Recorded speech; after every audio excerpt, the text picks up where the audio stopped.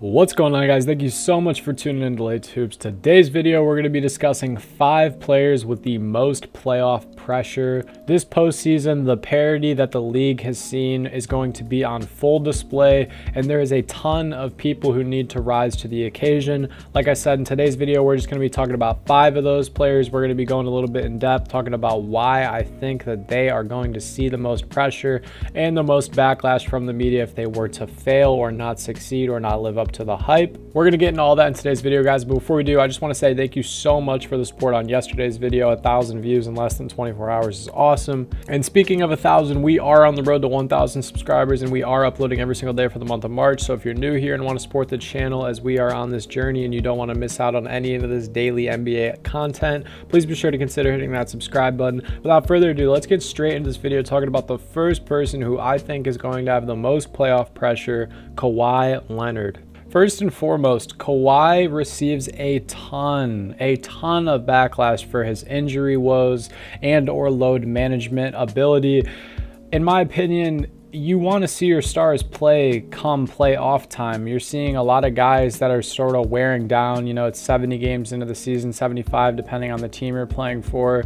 It's a very long season, 82 games, and sometimes your star players have to miss games in order for them to be right, because you never know which playoff series is going to go 7 games. You never know when you're going to need your star player to be playing those 48-minute games come playoff time, and I think that Kawhi Leonard is just an absolute amazing talent in today's league. But a lot of people are criticizing the Clippers for the lack of success that they've seen in this Kawhi Leonard, Paul George era. They obviously made the Western Conference Finals that one year, but Kawhi Leonard was hurt, and they did shorthandedly lose to the Suns in 6 games. Paul George played amazing that series, but now that it is pretty much confirmed that Paul George is not going to be out for the remainder of the season, he's looking at about 2 to 4 weeks.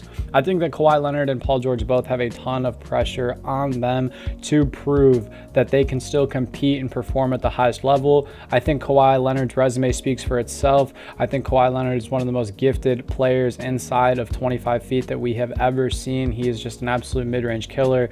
He guards the other team's best player. Kawhi Leonard is an absolutely amazing talent.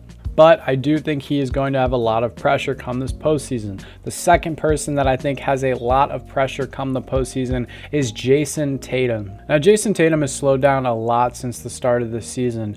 And if you ask me, he's coming off a pretty underwhelming finals performance. A finals where he averaged 21 points, 7 assists, and 7 rebounds. Now, that's not really terrible, but for Jayson Tatum, that is a very poor scoring load, and it's especially bad when you factor in the fact that he had one 12-point game in which he shot 17% from the field and 20% from 3, and then another 13-point game where he shot a terrible 33% from the field, 25% from 3, and he didn't even get to the free throw line one time. And he played 40 minutes. This is not the type of Jayson Tatum that you would want to see come the postseason. All in all, I think the Celtics are a much better team on paper than last year. Obviously, they have Daniel Gallinari, who's possibly going to come back for the playoffs. You got Malcolm Brogdon, Mike Muscala, Al Horford's healthy again. Robert Williams is hopefully going to be healthy going into the postseason. In my opinion, they need someone to grab this team by the reins and be that #1 guy, be that leader. There's a lot of talk if Jaylen Brown or if Jayson Tatum's the #1 guy on this team. Jayson Tatum needs to step it up and be a 30-point per game scorer in every single playoff series that this team sees. He needs to continue to rebound and facilitate the ball well. I think Jayson Tatum has a ton of pressure on him, especially considering they made the finals and lost to that Warriors team, and they started the season on a blaze of glory. They were amazing, looked like they were going to be the 1 seed for the majority of the season until the Bucks went on that 16-game win streak. But I digress. Jayson Tatum, a ton of pressure. The third person that I think has a ton of pressure this postseason is Anthony Davis, and that's assuming that the Lakers make the play-in/playoffs. First and foremost, Anthony Davis has struggled to stay healthy in the remainder of the season. It seems like he comes in for 5 games, then he goes out for 7, then he comes in for 2, then he goes out for 10, then he comes in for 5, then he goes out for 1. A lot of injury woes. I'm pretty sure Darvin Ham said that Anthony is no longer going to be playing in back-to-backs this season, and I really do think that's a great idea.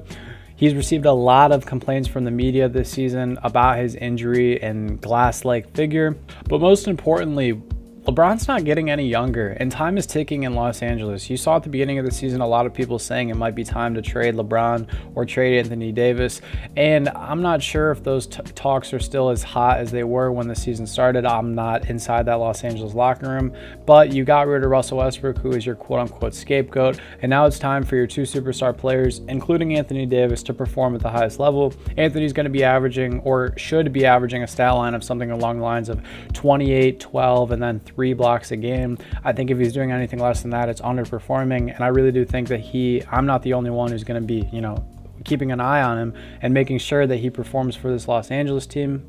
Having said that, I just really do think he is under a lot of pressure going into this postseason. Another player who's under pressure pretty much every postseason, it seems like, James Harden, the fourth player we're going to be talking about today. In my opinion, he needs to prove that Joel and himself are real contenders when the playoff arrives. They've looked absolutely amazing this season. They've strung together a lot of great comebacks. They're good on the road. They're good at home. Doc Rivers looks like a pretty all right head coach this season.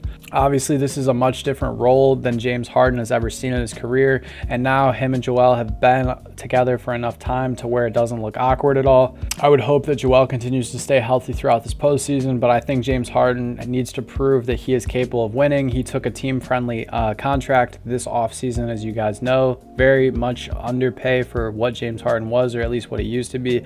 I think James Harden's a great player. He's had a really great regular season. He's leading the league in assists. Very, very talented player, but that does not mean that he does not have a lot of pressure going on to him into this postseason. And the entire Philadelphia 76ers roster, to be honest with you, it's about time they at least make an Eastern Conference Finals, push someone 6 or 7 games, or maybe even a finals berth. The streets of Philadelphia really do need that after the Eagles lost this Super Bowl. I'm really rooting for the I'm really rooting for the 76ers this offseason. And the fifth and final player that I think has the most playoff pressure, and if I missed anyone, guys, please be sure to comment and let me know down below, but I think it's Nikola Jokic. The media has dubbed Nikola Jokic as not the MVP because of his quote-unquote lack of postseason success, and that's the same excuse they were throwing at Giannis 4 or 3 years ago when he was going for his three-peat. It just seems like the oldest thing in the book, even though it is a regular season award.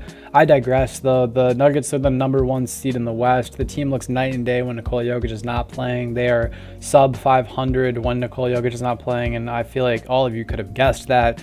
Nikola Jokic has received a lot of, hate and discredit, if you will, from social media and from a lot of these media outlets.